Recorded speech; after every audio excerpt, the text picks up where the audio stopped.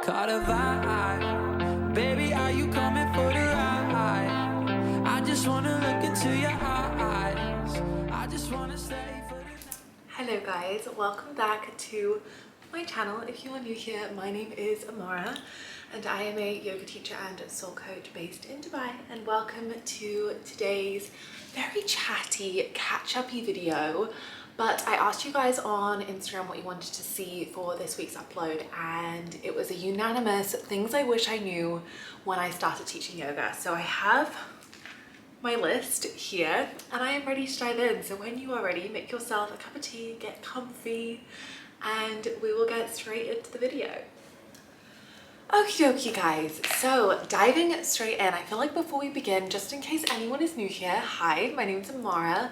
I am a yoga teacher and soul coach, as I said, and I have been teaching yoga now full time for, gosh, it's going to be coming up to 2 years almost. So I have been doing this for a little while, and it was one of those things that when I started teaching yoga, I realized that it was just such a huge passion of mine and it was something I wanted to pursue as a career. But at the beginning, I really felt like not a lot of people were talking about yoga teaching as a career. Even like going onto YouTube and trying to find yoga teacher vlogs, there weren't that many. Like, I just didn't feel like there was much sort of going on in the sphere of what actually happens when you're a yoga teacher and that is your full-time job. So I can definitely say that I've learned a fair bit along the way, and I thought it would be quite fun just to dive in and share some of the things that I wish I knew when I started teaching. So let me get my list.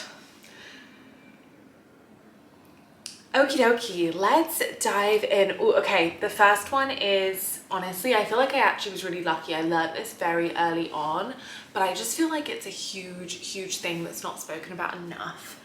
And I wish someone had said to me at the beginning of teaching that it really is not about the poses that you teach. So if I've got any yoga teachers here who are really stressed about like, oh, remembering sequences or deciding what pose to teach, or even not being able to do all of the poses in your body, it is not about the poses you teach, it's about the way you make people feel. And if you think back to some of your favorite teachers, I guarantee you don't really remember the class that they taught physically.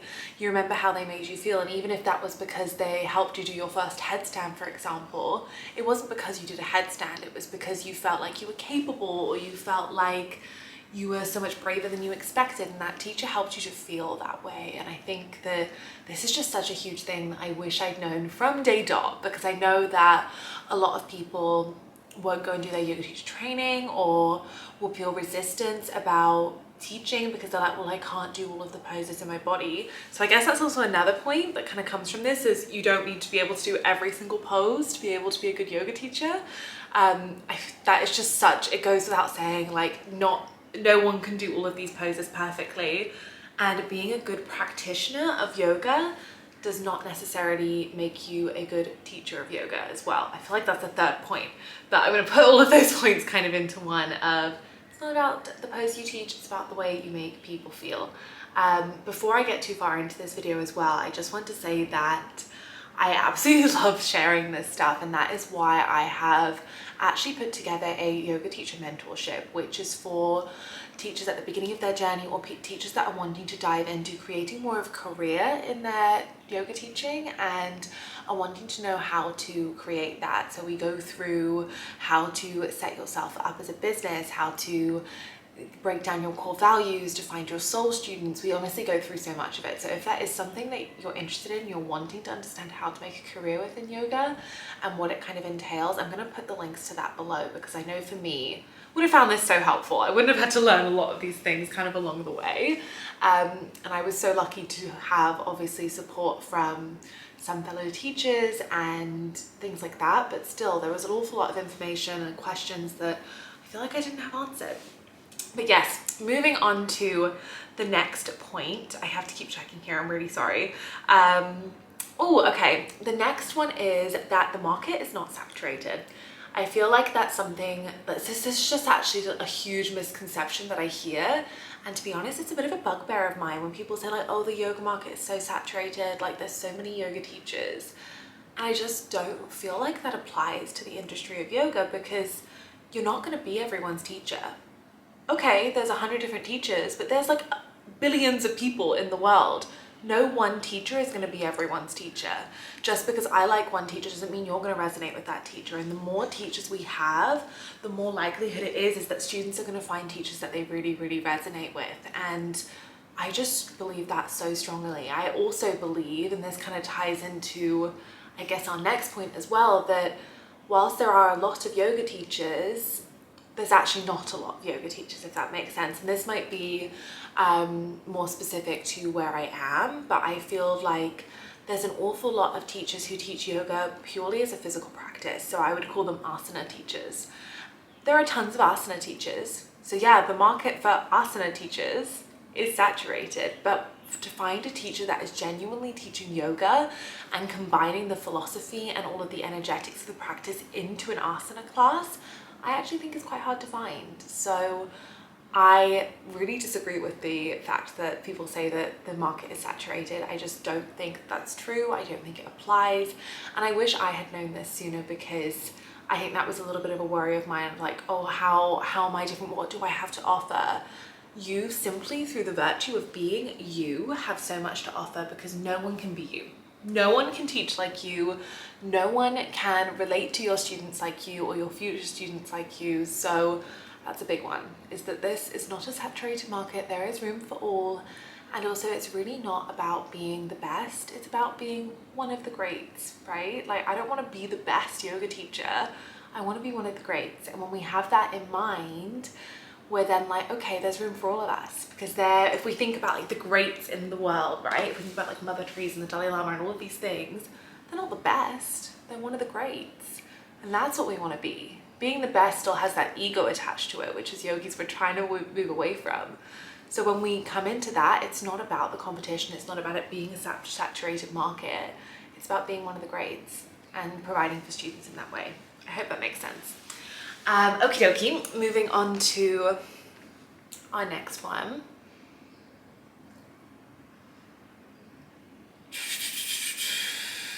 I guess the next one is that when you are a yoga teacher, and this goes more so for if this is your full-time job, so if you're teaching more as like a hobby, maybe other teachers don't find that they resonate with this, but a big one for me was realizing that as a yoga teacher, I am my business. Like, I am my own boss, I'm a freelancer, and I need to be sellable at the end of the day. And like, I am my business. So if I need a break, she's the business. She needs to have a break, right?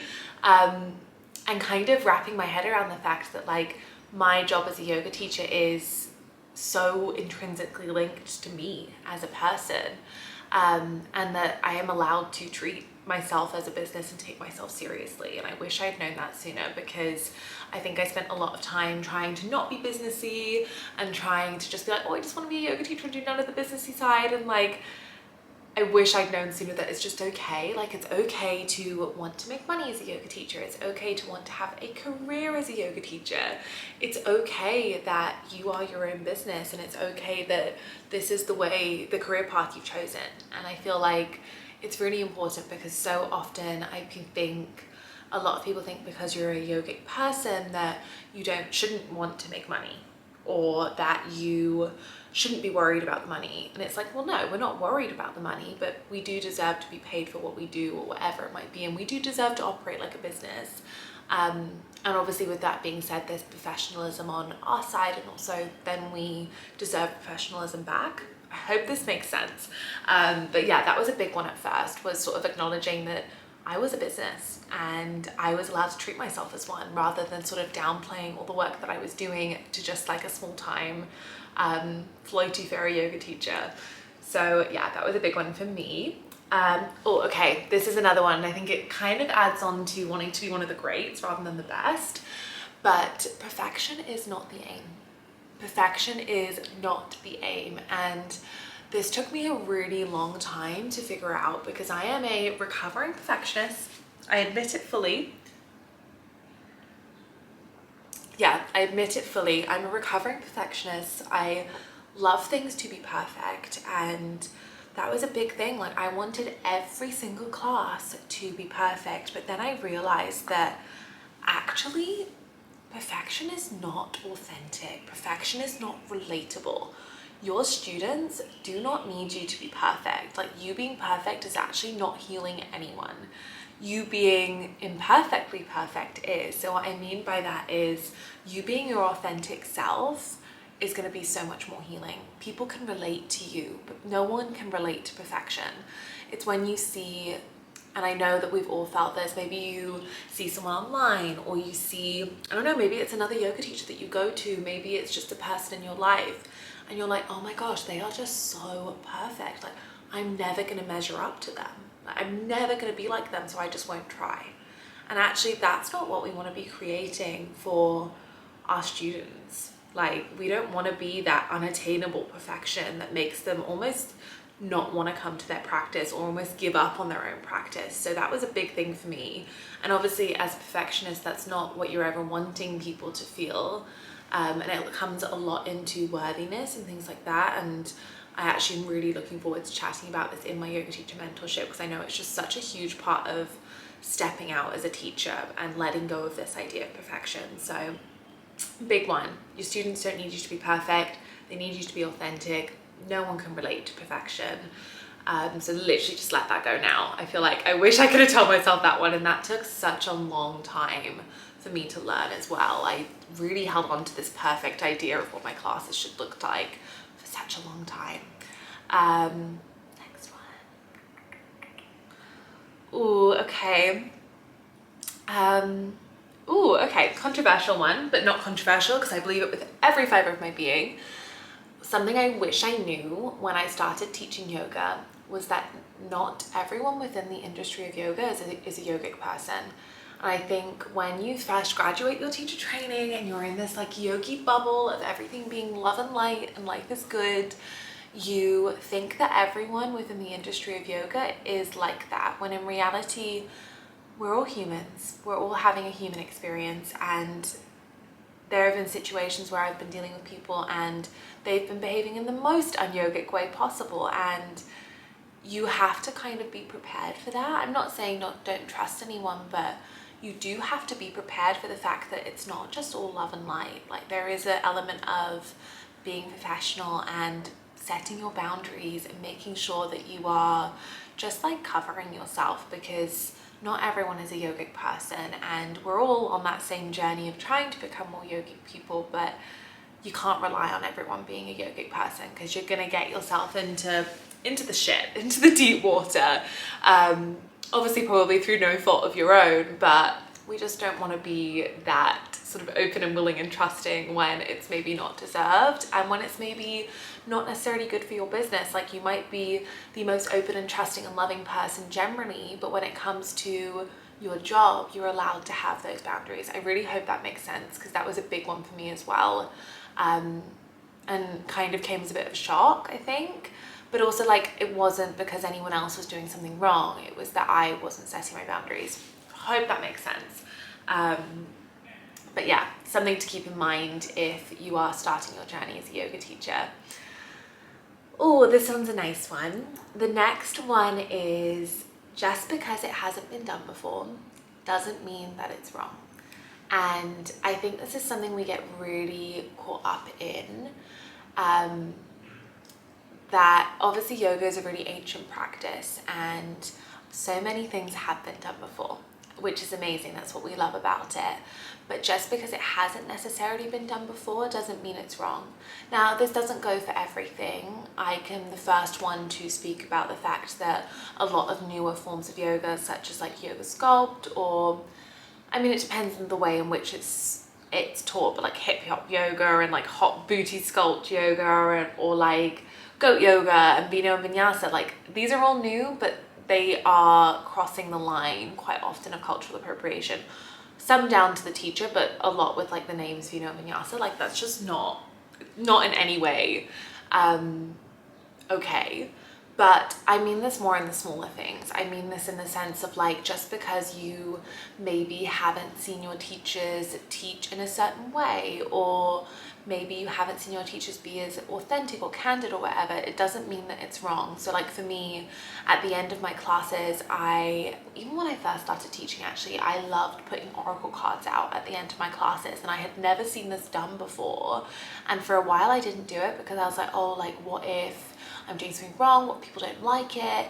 And it wasn't wrong. It's what makes me me, right? And it sets me apart from other teachers. So just because it hasn't been done before doesn't mean that it's wrong. If you want to whack out your handpan and play handpan throughout all of Shavasana, or if, I don't know, if you have something that has your own flair to it and obviously isn't appropriating the practice, it's not wrong. Do it. It's going to set you apart. Obviously a gray area there, but just tune into your intuition. I really feel like it will guide you there. I guess another one as well on the topic of intuition is that intuition is not enough. Like intuition is not enough. And I think as yogis, we love the intuition. We're like, the intuition's everything. It's going to solve all of my problems. The intuition is not enough when you are starting a business in yoga.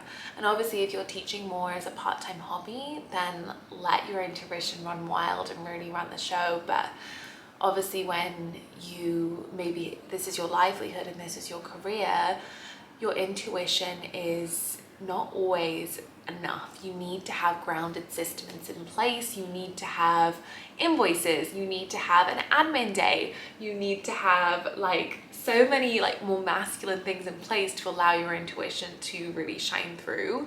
I know when I first started teaching, I didn't have an admin day. I didn't do any invoices. I didn't know how to invoice. I didn't keep track of the classes that I taught and things like that. And you've got to, like you literally have got to, because this is going to be your job, right? So I guess that's another big one that I wish I had known. Okay, I have just two more before this video gets incredibly long. I think the next one, and I've touched on this already, is that you're not going to be everyone's teacher. And on top of that, you do not want to be everybody's teacher.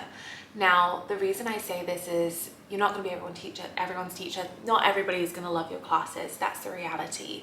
However, you do not want to be everyone's teacher, because if you're everyone's teacher, I would rather be like, oh my gosh, she's amazing, than, she's okay.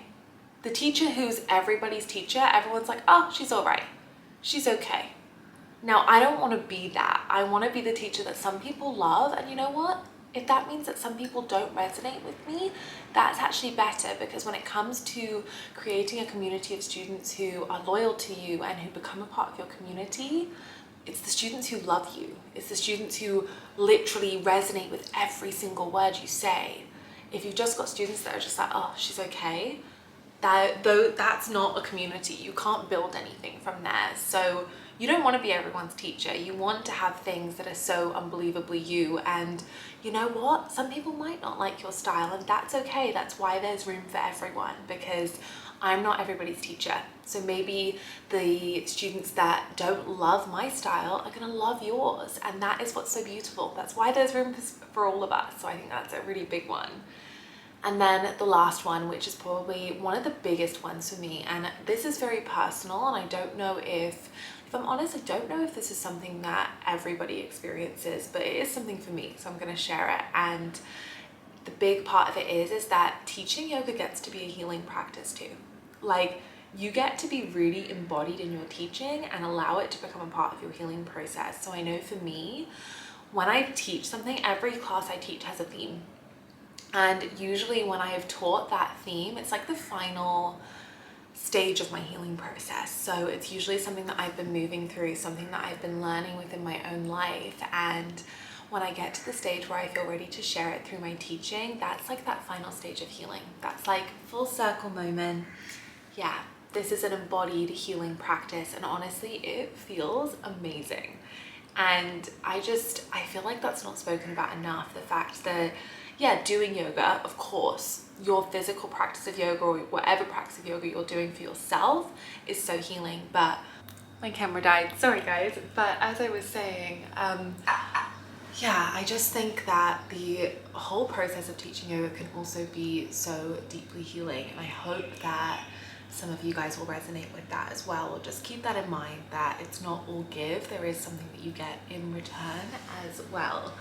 Okay, I think that is everything. I honestly could keep going for hours and hours, but in an effort to keep this video somewhat compact, I think I'm gonna call it a day there. But if you are a new yoga teacher, or if you are just starting to really want to take your career in yoga seriously and you want a little bit of guidance, you're not really sure what to do next, you want a little bit of love and support on your way, as well as some of that like vital yoga business knowledge, come over and see me on Instagram, because I do have this yoga teacher mentorship going. We go live on the 18th, so it's a really short turnaround. So if you're watching this when it's uploaded, it's this coming weekend. So if it's something that's really calling your name, come and say hi. I would just absolutely love to guide you through, and I'm so passionate about sharing so much about yoga teaching, because it's just my soul, my heart, my joy. But yeah, other than that, I'm sending you so much love, and I will see you in my next YouTube video. Love you guys so much. Bye.